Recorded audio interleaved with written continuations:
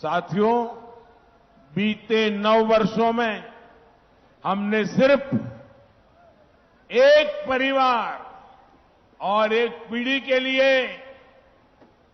सिर्फ योजनाएं नहीं बनाई हैं, बल्कि आने वाली पीढ़ियों का भविष्य भी सुधर जाए, इसको ध्यान में रख करके काम किया है।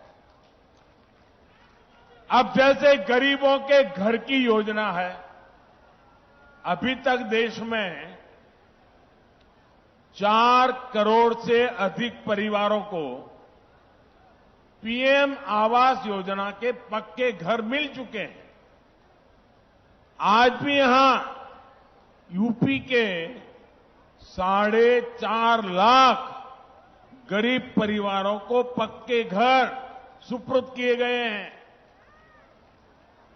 सावन के महीने में महादेव की ये कितनी बड़ी कृपा हुई है। साथियों, जिन गरीबों को ये घर मिले हैं, उनकी एक बहुत बड़ी चिंता खत्म हो जाती है। सुरक्षा की भावना उनके भीतर आ जाती है। जिन्हें ये घर मिलता है, उनमें एक नया स्वाभिमान जगता है, नई ऊर्जा आती है। जब ऐसे घर में कोई बच्चा पलता है, बढ़ता है, तो उसकी आकांक्षाएं भी अलग होती है।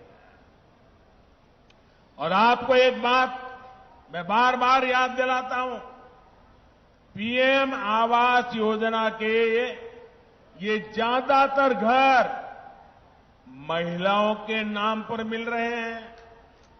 आज इन घरों की कीमत कई लाख रुपये हो गई है। करोड़ों बहनें तो ऐसी हैं जिनके नाम पर पहली बार कोई प्रॉपर्टी रजिस्टर हुई है। इससे गरीब परिवारों की बहनों को जो आर्थिक सुरक्षा की गारंटी मिली है, ये वो ही जानती है। साथियों, आयुष्मान भारत योजना भी सिर्फ 5 लाख रुपए के मुफ्त इलाज तक सीमित नहीं है। इसका प्रभाव कई पीढ़ियों तक पड़ रहता है। जब गरीब परिवार में कोई गंभीर रूप से बीमार पड़ता है, तो किसी की पढ़ाई छूट जाती है, किसी को छोटी उम्र में काम करने के लिए जाना पड़ता है, पत्नी को भी रोजी रोटी के लिए निकलना पड़ता है। एक गंभीर बीमारी आई कि कई साल तक मां बाप, बच्चे बड़े हो जाएं लेकिन शादी नहीं कर पाते हैं, क्योंकि आर्थिक स्थिति बीमारी में खस्ता हाल हो जाती है। और गरीब के सामने 2 ही विकल्प होते हैं, या तो वो अपनों को अपनी आंखों के सामने जिंदगी के लिए संघर्ष करते देखे, या घर खेत बेच दे, किसी से इलाज के लिए कर्ज ले। जब प्रॉपर्टी बिकती है, कर्ज का बोझ बढ़ता है, तो आने वाली कई पीढ़ियां प्रभावित हो जाती है। आयुष्मान भारत योजना आज गरीब को इसी संकट से बचा रही है।